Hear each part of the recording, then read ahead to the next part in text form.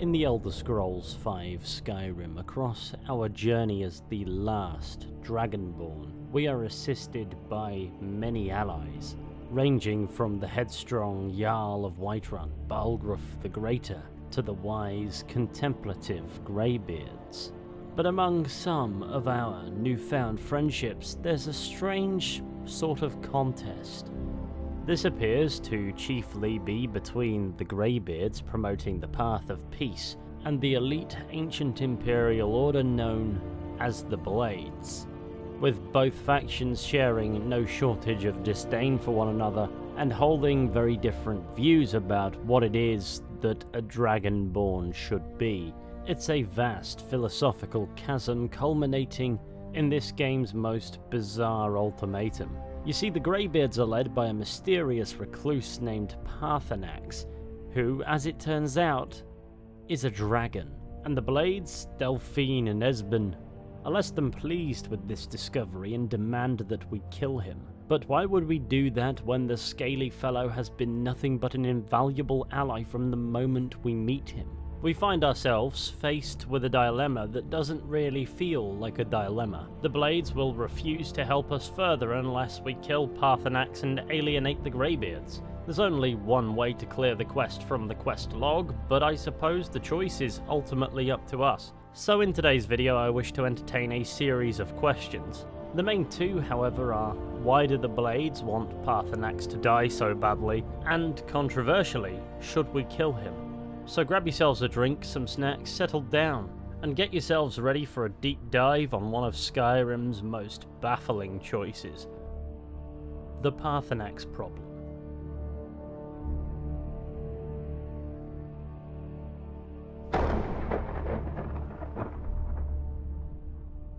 Let's begin by zooming out and establishing context. Our arrival in Skyrim at the start of the game is not just marked by our almost execution, but also the causation of our stay of execution. The dragons have returned. This fortuitous timing for very unfortunate tidings ultimately means we escape Helgen with our lives, and now we're free to go and become everybody's errand boy. This very quickly results in a showdown with the dragon, where upon putting the scaly terror to the sword, we absorb its soul, revealing that we are in fact Dragonborn. What that is a mortal blessed with the blood and soul of a dragon by the divine Akatosh. As is custom when a Dragonborn is revealed, we're quickly summoned to High Hrothgar on the throat of the world by the mysterious Greybeards.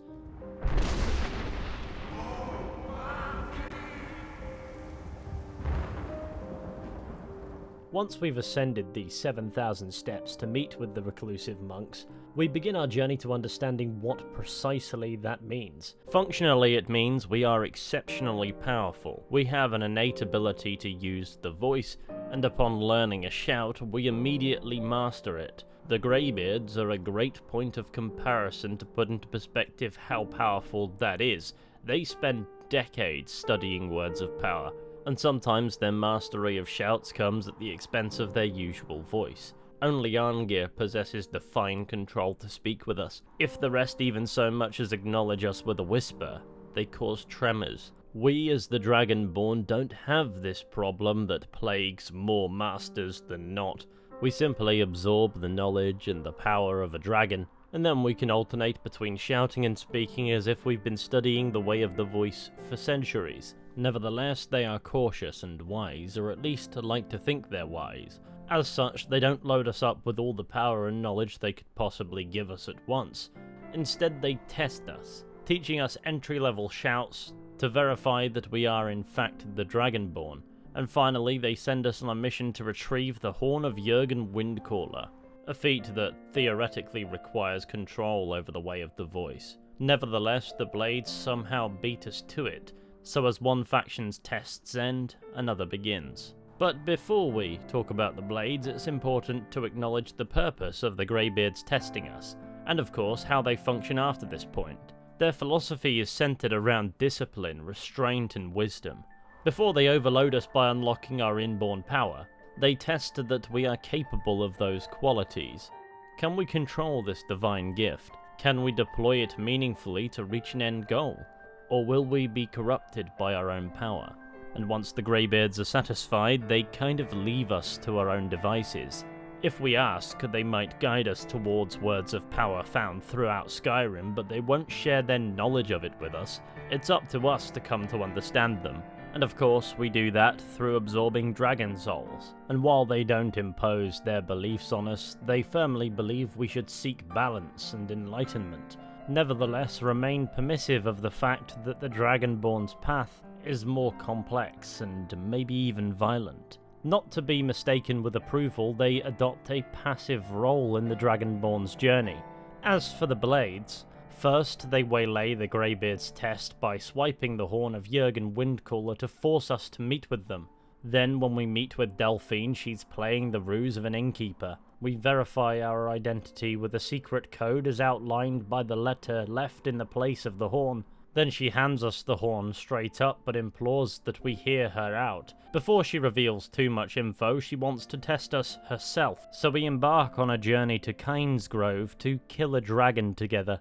Only after this feat is she convinced that we actually are the Dragonborn, and only then does she open up about who she actually is, who the Blades are, and why all the cloak and dagger. Immediately after this, she pitches a high-risk infiltration operation on the Thalmor embassy in Skyrim, marking a key distinction between the Blades and the Greybeards' introductions to the Dragonborn. The Greybeards want to verify if we're capable of controlling our power and directing it. The Blades, and by that I mean Delphine, is more interested in whether or not we have power in the first place, and then immediately utilizes our lack of understanding of the situation we find ourselves in to get back into the orbit of her enemy, the Thalmor. You see, prior to the Great War, they were an imperial order dedicated to protecting and serving the Dragonborn emperors of Tamriel. Once the eyes and ears of the Emperor, this order was once a secret intelligence service. During the Great War, the Thalmor, the ruling party of the Aldemeri Dominion, would see to it that one of the terms of the White Gold Concordat, the ultimate peace treaty that brought about the end of that conflict, would ensure the Blades would be disbanded, after which point they've been actively persecuted across the Empire. Delphine explains this to us and then dresses up the Blades' new purpose. A very long time ago, the Blades were dragon slayers, and we served the Dragonborn, the greatest dragon slayer. For the last 200 years since the last Dragonborn Emperor, the Blades have been searching for a purpose. Now that dragons are coming back, our purpose is clear again. We need to stop them. It's interesting to me how quickly the Blades' new purpose is to direct their investigation into the return of the dragons towards their old enemy, who just so happens to be persecuting them for their purpose within the political structure of the Empire in years past. I won't pretend the logic behind a party of highly magically gifted xenophobic elves resurrecting the dragons to cause mayhem is far-fetched when you look at the lore, but we just witnessed a dragon being resurrected by another dragon. Whether or not Delphine is being straight with us is besides the point for now. The main point is, the Blades, Delphine, and later Esben direct us proactively. In fact, a lot of the plot unravels under their direction. It's under them that we discover the main dragon, the one from Helgen, was Alduin, the World Eater. It's through them that we discover the dragons aren't just coming back, they're coming back to life. And most importantly, it's through them that we learn the ancient Nords who banished Alduin millennia ago utilized the shout known as Dragonrend, which of course we must learn to face Alduin now. And it's this forbidden shout that forces us back towards the Greybeards, and neither the Blades nor the Greybeards are happy about it. I was hoping to avoid having to involve them in this, but it seems we have no choice. Where did you learn of that? Who have you been talking to? The Blades, of course. They specialize in meddling in matters they barely understand. Their reckless arrogance knows no bounds. It's fair to say neither faction shares much love for the other. The importance of that, however, is second to us learning of Dragonrend, meaning we must finally meet Paarthurnax, the Greybeards' leader who resides in seclusion at the summit of the throat of the world, guarded by a treacherous path of unnatural winds so intense that only one proficient in the way of the voice could hope to pass. It's certainly a shock to the system to discover the leader of the Greybeards, the recluse even among hermits, is a dragon, but unlike the vast majority of dragons we see in Skyrim who are either hostile or far away, Paarthurnax is regularly and accurately described as a chill guy. He's highly hospitable, even respectful of the Dragonborn, and even enjoys having some company for the first time in a long time, willingly sharing his knowledge with us. In fact, it was he that brought the Thu'um to man, betraying Alduin and turning the tide of the Dragon War. He also assists us without asking for anything in return. He doesn't know the shout we seek because it was man-made, but his insight into how we might learn it by using an Elder Scroll here at the throat of the world as a window back in time to witness ancient Nordic heroes using it against Alduin is invaluable. Furthermore, considering this is a shout specifically for use against dragons, to force them to land and momentarily weaken them by forcing them to experience mortality, Paarthurnax is functionally helping us be prepared to kill any dragon, including him in theory. After all, even without Dragonrend, the Dragonborn is a natural dragon slayer. What this means is Paarthurnax is undeniably our ally. Furthermore, his assistance and love for chit-chat rapidly chips away his terrifying dragon-scale exterior, leaving us with a character akin to an affable old man, a gentle, even empathetic mentor. Maybe he was different once, and we'll get to that. But by this point, he's earned our trust through his actions. There's a flip side to this logic, and I promise we'll get there. But for now, the plot continues, and in order to secure the Jarl of Whiterun's assistance in trapping a dragon in his palace so he can figure out how to reach Alduin in Sovngarde, we're to host a peace treaty between Ulfric Stormcloak and General Tullius, the two major players in the ongoing civil war. This treaty will be hosted reluctantly by the Greybeards, and guess who decides to make a surprise appearance? The Blades. The negotiations go how the negotiations go, but once they're over, Delphine will pull us to one side and tell us outright. There's one more thing. We know about Paarthurnax. Sorry, you know what? Paarthurnax, the dragon that the Greybeards have been protecting for all these years. He needs to die. He deserves to die. And it falls to you to kill him. Until he's dead. Well, I'm sorry, but we would dishonor our oaths as blades if we continued to help you. From this point, we'll receive the quest to kill Paarthurnax, to complete at our leisure, which I suppose for most players will be never. The whiplash of this ultimatum is harsh, coming from an order supposedly dedicated to serving us. Both Delphine and Esben become immediately aloof with us. Should we visit them at Skyhaven Temple after this point without killing Paarthurnax, they will continue to be unwelcoming, and we don't even have as much as the option to try and reason with them. Justice can be harsh, but it is still justice. Paarthurnax deserves to die. At the very least, however, we can ask them why Paarthurnax must die. Paarthurnax was the author of many atrocities during the Dragon War, crimes great enough to be remembered for thousands of years. True, he turned traitor to Alduin and helped overthrow the dragon cult, but that does not excuse or expiate his previous deeds. Whether or not he has truly repented or merely acted to save himself, justice demands that he pay with his life. Here's the big picture. He helped Alduin enslave our ancestors. He may have betrayed Alduin in the end, but that makes him worse, not better. We can't afford to give Paarthurnax the opportunity to betray us in turn, and return to his old master. The logic is delivered in a moronic way, admittedly, but it isn't unsound. Paarthurnax was culpable of some heinous stuff during the Dragon War, back when he was a lieutenant to Alduin. He is still a dragon, and that will naturally give him an advantage over the vast majority of mortals. Furthermore, he betrayed Alduin, demonstrating that he's capable of duplicity. Both Arngir and Paarthurnax himself confirmed this. Yes, but understand, during the days of Alduin's rule, all dragons were his allies. There was nothing else they could be. If not for Paarthurnax, Alduin could not have been overthrown. It was he that first taught men to use the Thu'um. The blades are wise not to trust me. Only Khan Niov. I would not trust another Dova. Dov Walan Farel. We were made to dominate. The will to power is in our blood. You feel it in yourself, do you not? I can be trusted. I know this, but they do not. Only Khan Niov Dova. It is always wise to mistrust a Dova.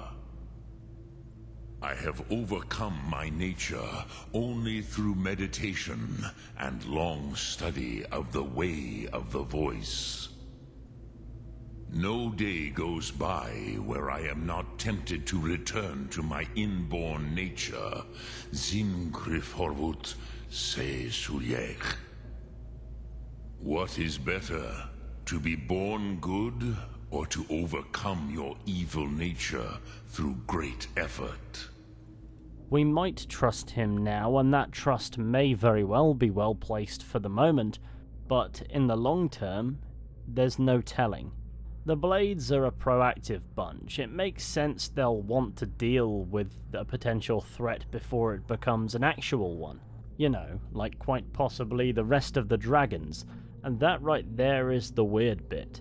Of all the dragons to concentrate on killing, with Alduin in Sovngarde, and countless other more hostile dragons actively plaguing the region, why are we choosing now to fixate on the one dragon who appears to be on our side? I get the logic behind pondering over whether or not we should deal with Paarthurnax later, but while there are bigger fish to fry, strikes me as off. I don't understand why the Blades are choosing now to absolve themselves of responsibility in the continuation of the plot when the stakes are the end of the world. Sure, it turns out they're not really needed. We capture Odahviing, he takes us to Skuldaf, and we fight our way to a portal to Sovngarde, unite with the Nord heroes of old, and destroy Alduin for good. The Blades' potential to contribute to that is minimal, but before any of it's happened, how would they know that? Anyway, let's entertain the debate. Should we kill Paarthurnax? The reasons why you maybe should are as follows. Delphine and Esben aren't wrong when they mention Paarthurnax's history, fighting under Alduin to enslave mortals. A dragon's nature compels them to dominate. From the dragon language, Paarthurnax's name literally translates to ambition, overlord, cruelty. If Alduin's name translates to destroyer, devourer, master, it's safe to say he naturally embodies his own name very well. It stands to reason then that once upon a time, Paarthurnax once embodied his name. It's also worth noting that dragons are not born like mortals. They are said to be the children of Akatosh, the dragon god of time. The names are not something they grow into, it's what they are. Paarthurnax's very name implies he embodies the traits of ambition and cruelty. Yet, by the time we meet him, he doesn't. Or does he? Even he openly accepts and acknowledges this is a nature he contends with every single day. And he's had a lot of those, millennia's worth. He may give the appearance of having overcome his very nature, but there's no finish line to that marathon. It is a daily battle he only has to lose once. Next, what amount of meditation can equate consequence for the evil deeds Paarthurnax once carried out against mankind? I don't believe it's unreasonable for mortals to view this through a mortal lens. If a murderer butchered an innocent family and got away with it decades ago, moving to a new village, dedicating the rest of his life to spiritual enlightenment and aiding the poor, is he still a murderer? Of course he is. Where the Blades go wrong with their moral evaluation of Paarthurnax is by not taking into account what he is. As Arngir puts it, he was all a dragon could be when all dragons served Alduin. Would the mortals have wanted him dead then? Sure, but he's not that now. His actions, bringing the Thu'um to man, directly contributed to preventing Alduin from consuming the world, and all the time between his last appearance and this one is time Paarthurnax's deeds purchased. He didn't just sod off to a mountain and become a hermit monk. He actively saved the world and has spent thousands of years guarding a time wound atop the mountain, watching for Alduin's return, secluding himself as a byproduct. He knew that one day Alduin would return, and he knew where, but he didn't know when. As such, he's dedicated a long existence to standing watch. The necessity of his function transcends the necessity for him to answer for his past, while also simultaneously being its own form of punishment. Pragmatically speaking, killing him now would be farcical. However, once Alduin is out of the picture, I don't believe it to be unwise to ponder what's next for him. Following our final confrontation with the World Eater, we're returned to the summit of the Throat of the World, where Paarthurnax is surrounded by dragons, announcing Alduin's demise.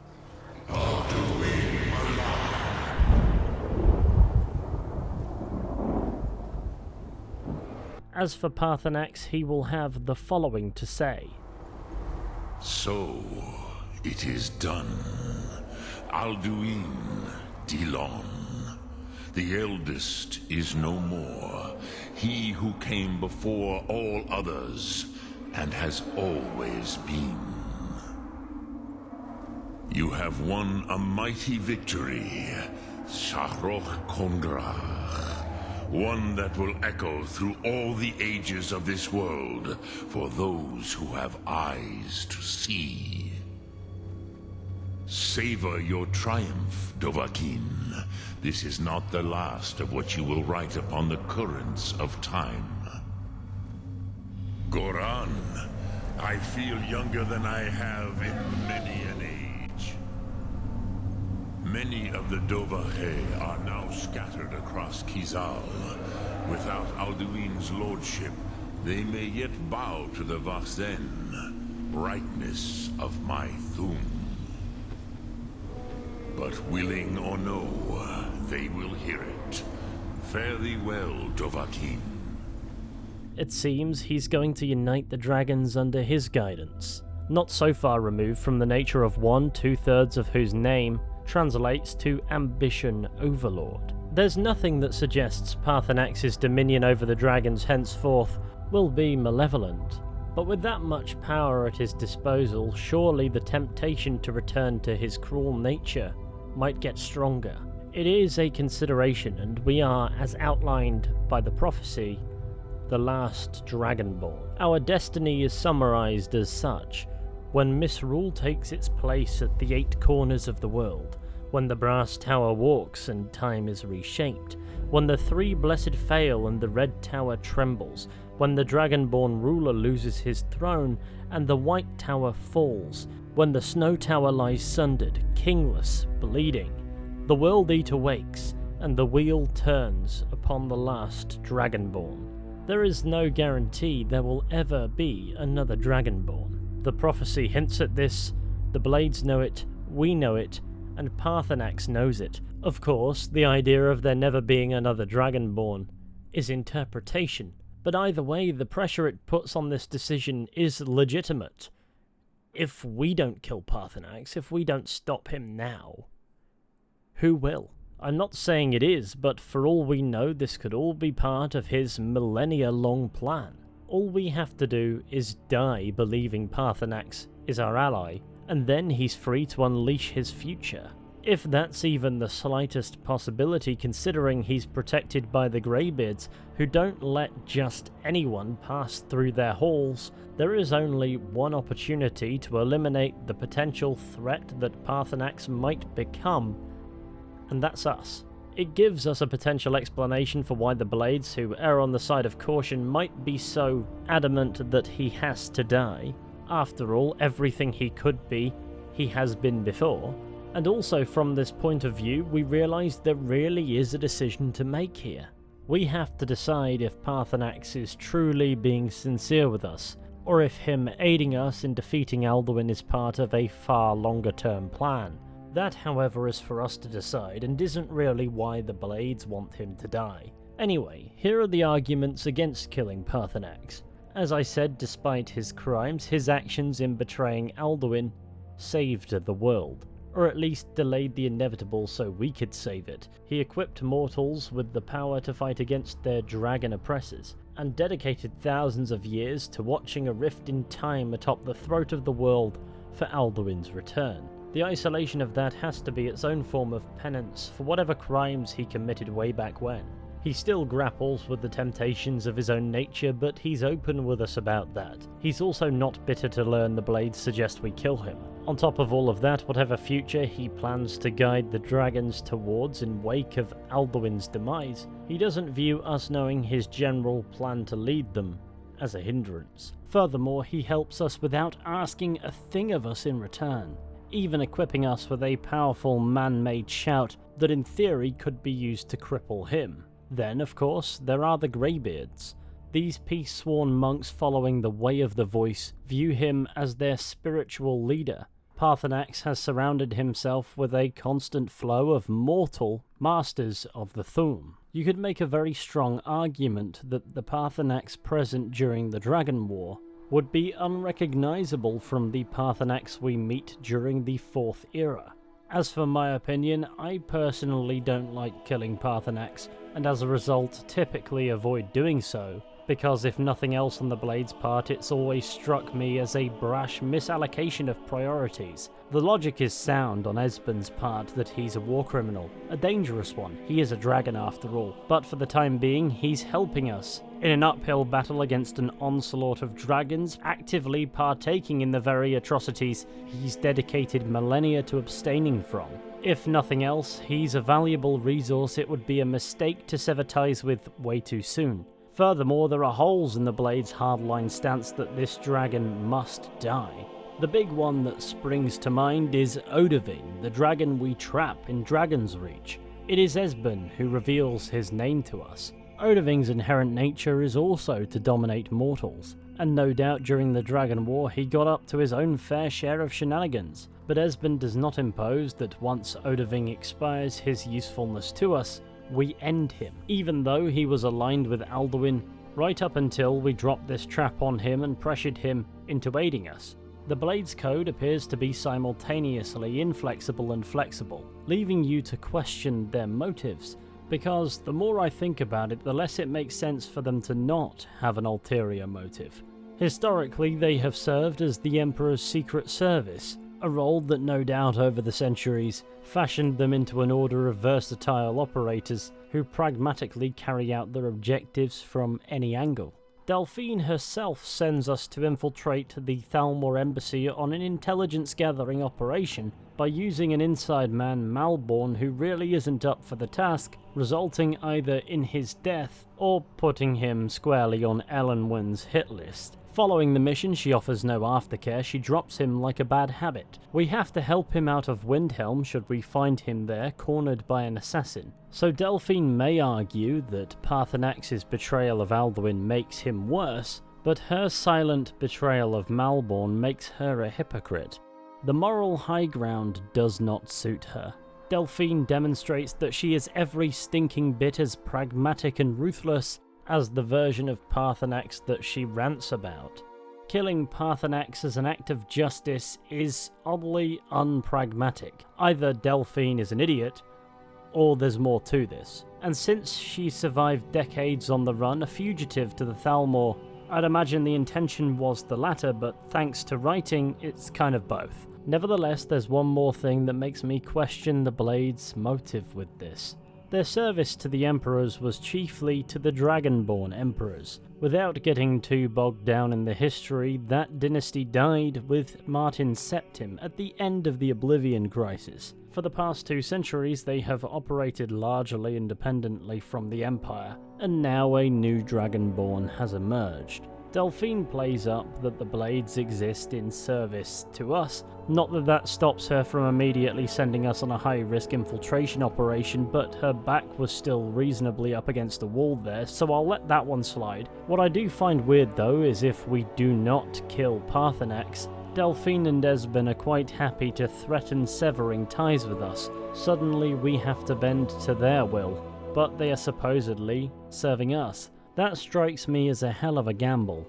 They are willing to return to purposelessness if we don't do what they say. Theoretically, as the ultimate dragon slayer, it's up to us which dragons live and which dragons die. As the Dragonborn, surely if anybody gets that discretion, it's us. And that right there reminds me about what Arngir has to say upon discovering the blades have made contact with us. They have always sought to turn the Dragonborn from the path of wisdom. Have you learned nothing from us? Would you simply be a tool in the hands of the blades to be used for their own purposes? The blades may claim to serve the Dragonborn, but they do not. They never have. This ultimatum may very well be proof of Arngir's claims. Arngir most certainly believes as such when we come to him and tell him about the Blade's demands. Now you see why I've warned you against them, bloodthirsty barbarians. Arngir has no love for the Blades. Not only does he believe they are trying to manipulate the Dragonborn, he views them as something of a genocidal cult, confirming as much should we ask him what he has against them. The Blades were born of dragon-hating crusaders. They still carry that legacy, although they may not remember from whence it came. They carried out a genocide of dragons when they first came to Tamriel. And now, they will do it again. With your help. The concern is of course reasonable, though I don't think it captures the whole picture, nor do I think it's intended to. Don't get me wrong, if they had the opportunity, the Blades would see to it that every dragon is eradicated. Our involvement with the faction is very much geared towards that. If we speak to Delphine under certain conditions at Skyhaven Temple, we can offer to bring her recruits to flesh out the Blades' numbers. What you do is recruit a follower, take them to Skyhaven Temple, and Delphine inducts them. Once we've done this 3 times with 3 different personality voids, we can start taking our band of recruits to go and hunt dragons. This typically takes us to dragon layers where we'll find words of power, so it becomes something of a substitute objective for Arngir sending us to find words of power. Except the objective is to kill the dragon and the word of power is just there. If we take the Blades at face value, it is incredibly easy to see where Arngir is coming from. However, fascinatingly, the grievances go both ways. We can ask Arngir what he has against the Blades, but we can also ask Delphine what she has against the Greybeards. If they had their way, you do nothing but sit up on their mountain with them and talk to the sky or whatever it is they do. The Greybeards are so afraid of power that they won't use it. Think about it. Have they tried to stop the Civil War or done anything about Alduin? No.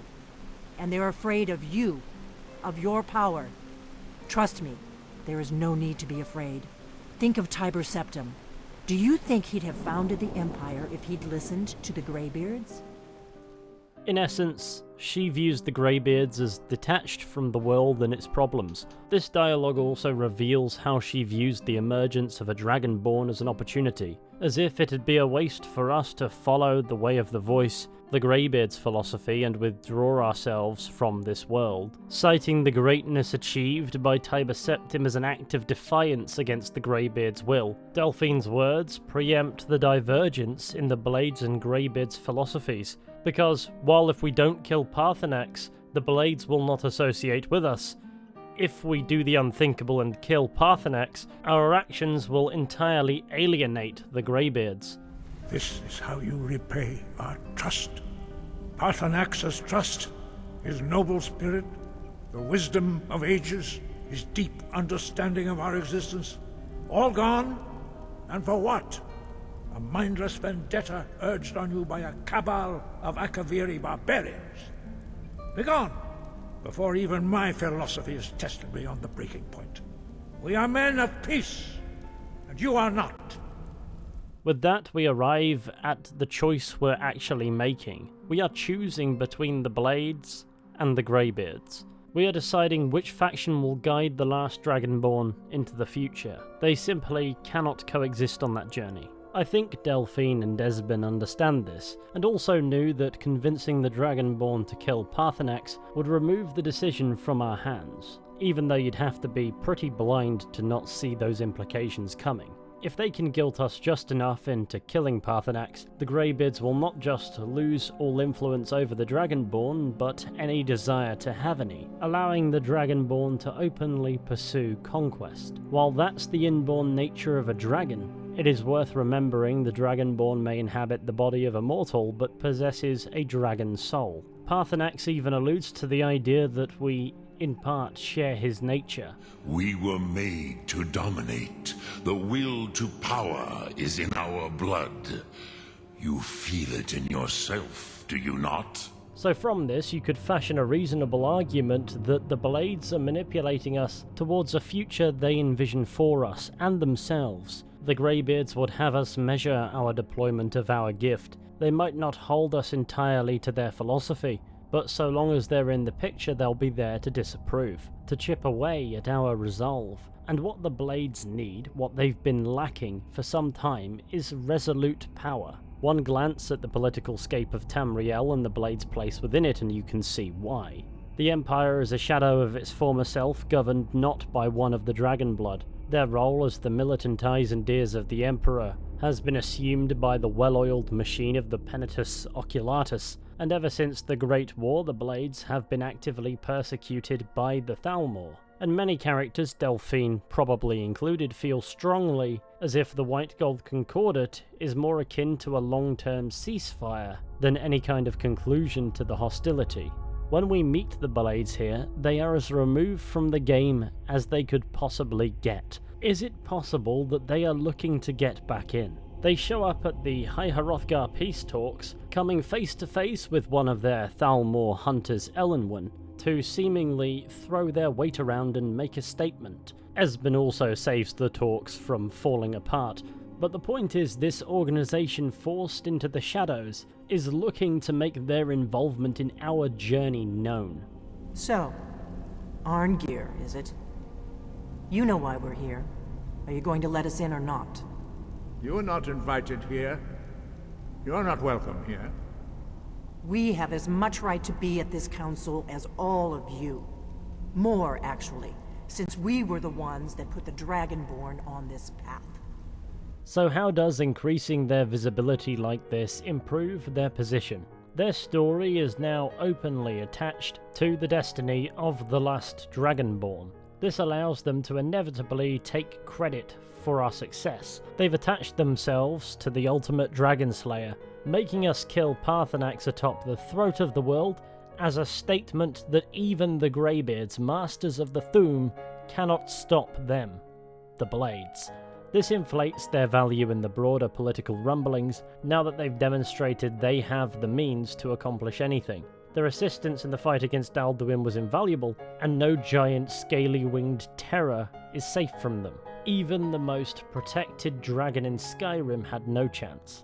Meanwhile, if we check in with the order that replaced them in the Empire's structure, roughly while these events are running, the Penitus Oculatus are busy getting the Emperor killed. So the order that replaced the Blades in that structure are now no doubt under scrutiny, and never mind 2 centuries of no Dragonborn Emperors, there's now no Emperor. And guess who has a Dragonborn? Along with all the receipts necessary to prove their readiness to resume their old duties. Should we kill Paarthurnax, the Greybeards will be out of the picture.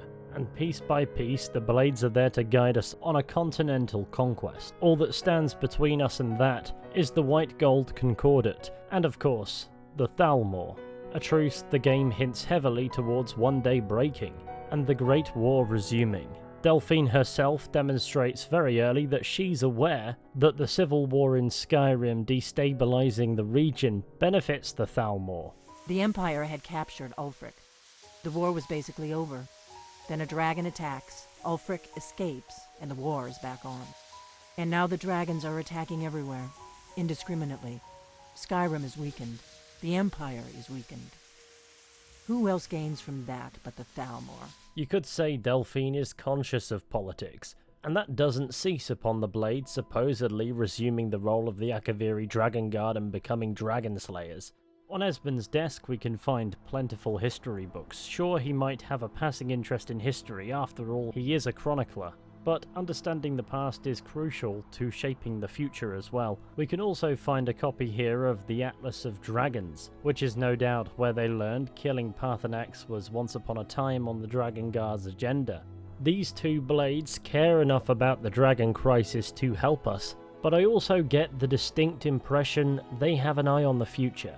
What comes after we fulfill our destiny, a future that puts them on a collision course with their bitter elven enemies. But they aren't serving us, not as they claim to. Sure, they're helping us take the fight to Alduin, but we've also helped them.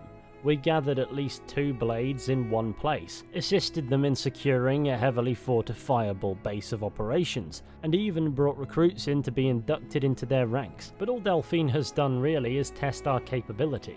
As for the assistance they truly offered, the only unique contribution is Esben interpreting Alduin's wall for us, and at a stretch sending us and our newly recruited cannon fodder to go killing dragons. The blades are nothing if not capable of making their contributions seem more substantial than they are, and as soon as that story develops beyond their means to assist us, they cash in and demand that we kill Paarthurnax, to legitimize the fearsome status that naturally comes with being dragon slayers. They have used us as a weapon, treated us as a figurehead to rebuild their organization, as they capitalized on the crisis to claw their way back into relevance, and now once again they are testing to see if we'd make for a viable longer-term puppet. Them serving us is a convenient spin on the tail, but the fact is we're an opportunity to reverse the fate of the blades, to return to a position of strength in anticipation for the inevitable resumption of the Great War. Once they're back on their feet, they need us either committed or out of their way, and choose killing Paarthurnax as a demonstration of that commitment. We either sever ties with them or sever ties with the Greybeards, but despite the logic and the manipulation tactics, I fail to see how this benefits Delphine. Delphine and Esben aren't just threatening to sever ties with us, but also when you think about it, the renewed purpose the Blades have been lacking for centuries. Without us, they wouldn't go down in history as dragon slayers. They'd be remembered as the ones who got in the real dragon slayer's way. The recruits we bring to Delphine are not up to dragon slaying standard yet. Due to being light on numbers, the Blades are light on ceremony. What's the betting they're light on training too? They have a follower we drag in without asking their opinion to swear an oath. They get some fancy armor and a cool sword, and from there it's off you go, son. Dragons may not be insurmountable by mortals, but without a Dragonborn present to coordinate an attack on a dragon, chances are good the odds are in the dragon's favor. Heavily. So if the Blades are willing to part ways with us, they're also willing to part ways with the half-truth they are selling us on. Their very back-to-basics Dragon Slayer's mandate. They are willing to part ways with their only hope at importance, and they make this stance while Alduin is still out there. And after just having made their involvement known to the 3 primary powers that be in Skyrim, one of whom is too short-sighted to be of any use to them, another will not defend them to make nice with the third party who actively want them dead, whom we are yet to do anything to meaningfully nullify beyond a flick on the nose. Either Delphine and Esben have the collective intelligence of a particularly common rock, or what they stand to gain from this gamble is so great that they are willing to risk everything to become the devil on our shoulder. Even then, we are in stupid territory. They are badly attempting to manipulate us into doing something that we won't benefit from, that the world itself will not benefit from. And while the Blades themselves would benefit from their desired outcome, they certainly do not stand to benefit from their botched attempt at an ultimatum. So to summarise, I'm quite sure Delphine is trying to use us, and the only thing that makes me doubt that is the fact that she's also a bit of an idiot. As for Esben, he's not much better. He has the appearance of the more moderate understanding of the two, wrapped in the eccentric personality of a man who spent a decade too long in a paranoia palace in the sewers beneath Riften. However, where it counts, he backs Delphine 100%. Even, and I'd go so far as to say especially, when Delphine is being a knob. For instance, their interaction with the Greybeards in High Hrothgar before the Peace Council. Delphine goes in heavy, and when the Greybeards put their defences up for that, Esben interjects to be level-headed and diplomatic and cut to the core of the issue. It seems he's trying to wrangle Delphine, but this is a baton swap if ever I've seen one. I'm more inclined to believe that this dynamic is coordinated. It is a good cop, bad cop strategy. They deploy a very similar approach with us. Delphine makes militant demands that Paarthurnax be put to the sword. Esben falls entirely behind that end goal, but explains the necessity of the task while trying to remain level-headed. So it's not just Delphine who's having a crack at manipulating us, and it runs far deeper than that. In fact, it's present throughout their whole personalities for the duration of the time we know them. Delphine is abrasive and bossy. She orders us around like a subordinate and presents unreasonable hardline stances. Esben is the gentle scholar, interpreting prophecy to stroke our ego. Combined, they are attempting to secure our long-term cooperation by creating a psychological dichotomy. It is, however, ultimately up to us as to whether or not it works. That decision isn't exclusively rooted in whether or not Paarthurnax deserves to die, or whether or not the Greybeards are worth keeping around. We also have to weigh up the validity of this extremist facet of the Blades' concern for the future. Their true vendetta is not with the dragons, that's just a springboard to recoup power. A path that conveniently makes the Dragonborn stronger under them. Their true vendetta is against the Thalmor, the elves who hunted them for their beliefs, their very philosophy, for being the only tool the Empire might have precise enough to deal with them. Delphine desperately wants back into that fight, and it's as obvious as anything. The only thing that doesn't make any sense whatsoever is why aren't they being entirely straight with us? The best answer I can think up for that question is simple. You can't just switch off decades of being persecuted, being overcautious, even paranoid. Every move is done on a need-to-know basis. Loose lips sink ships, and everybody knows this one's hanging on for dear life. Even the Dragonborn, should we know too much, could be a security risk. Not to mention as a reasonably unknown individual. Delphine and Esben aren't sure we will view things entirely from their perspective, so instead of bringing us in on the broader plan as an equal, they are trying to artificially create a situation where we only really have them to turn to, at which point our path into the future will be set. Of course, should we kill Paarthurnax, none of this manifests in the game. This is mere speculation for what comes after. But there are plenty of nods to the notion that the Blades' long-term agenda does not align with their back-to-basics Dragon Slayers approach, for instance making political waves by showing up to the High Hrothgar Peace Council unannounced, appealing to morality as a reason to kill a dragon who's redeemed himself over millennia of dedication to the Way of the Voice, having far more recently royally screwed over Malborn. And then there's the whole citing an oath nonsense. Apparently, the Blades are honor-bound to not help us unless we conform to their oath and kill Paarthurnax. What is their oath? There's no way to know for sure. However, upon bringing the first recruit to Skyhaven Temple, this is the oath Delphine will make them swear. Do you wish to become a Blade? I do. Are you willing to trade away all claims and titles of your former life? To live here and devote yourself to protecting Tamriel from danger? I do. Then by my right as acting Grandmaster, I name you a Blade, with all the privileges, rights, and burdens that brings. Godspeed.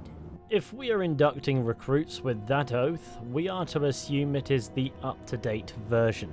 It dictates they leave their former lives behind, but after that point it becomes incredibly vague. It mentions nothing about killing every dragon on sight, nor does it remotely imply an uncompromising state of justice. So the idea that the Blades are adhering to an oath in their little ultimatum is most likely a blatant lie. Prior to making the follower swear the oath, Delphine does mention that the Blades are dragon slayers now, but that too wouldn't have been a part of Delphine and Esben's oaths, because prior to this point, the Blades, as the Blades, were never dragon slayers. Their Dragonguard predecessors were, but they were so effective in that department that come the time the Blades were actually founded, there was little to do but swear fealty to the Dragonborn Emperors. Delphine and Esben didn't even have that. I won't presume to know what their oath actually is. The point I'm making, however, is what it means to be a Blade is up to them.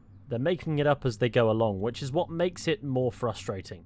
So to bring this discussion to its conclusion, the dilemma surrounding Paarthurnax has very little to do with actual Paarthurnax.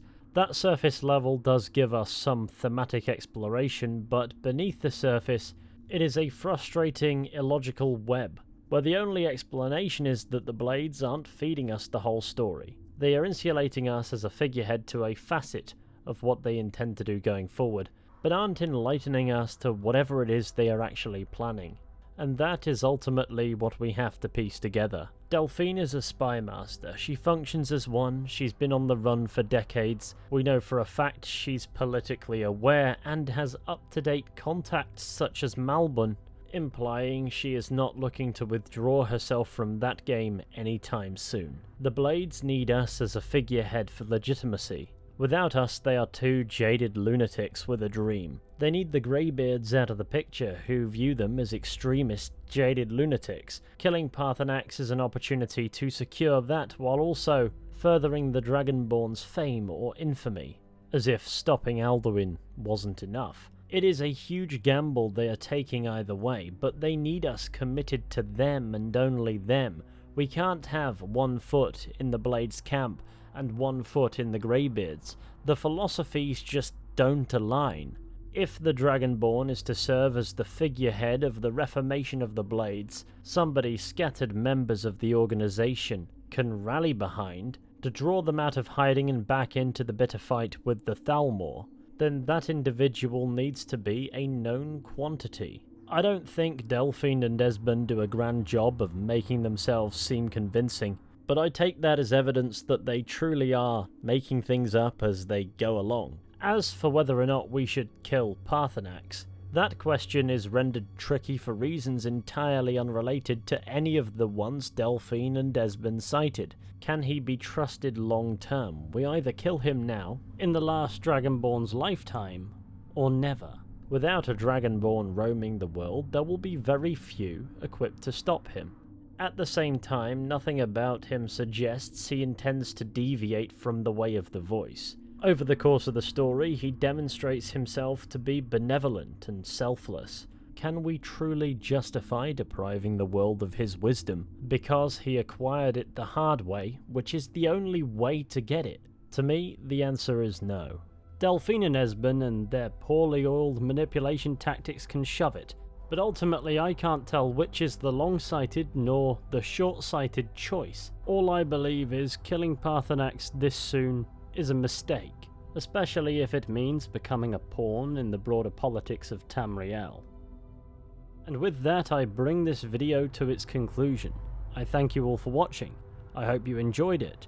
Be sure to let me know your thoughts in the comments, and of course, be sure to go ahead, leave a like, subscribe, share the channel with your friends, all that wonderful stuff. It would be massively appreciated. And of course, if you fancy joining our Discord server, you can do so via the QR code on screen now. There's no pressure, of course, but the conversations over there have always been chill, and you'd be more than welcome, especially if you can put up with my non-stop rambling. I apologise for going quiet on the Skyrim playlist for about 6 months, but this is what happens. I get a 2-3 week Skyrim kick, make a couple of videos, and then it happens again inevitably at some point down the line. Anyway, now all the formalities are over and done with. With any luck, I'll be seeing you all very soon with another video at some point. But until next time, take care, and goodbye.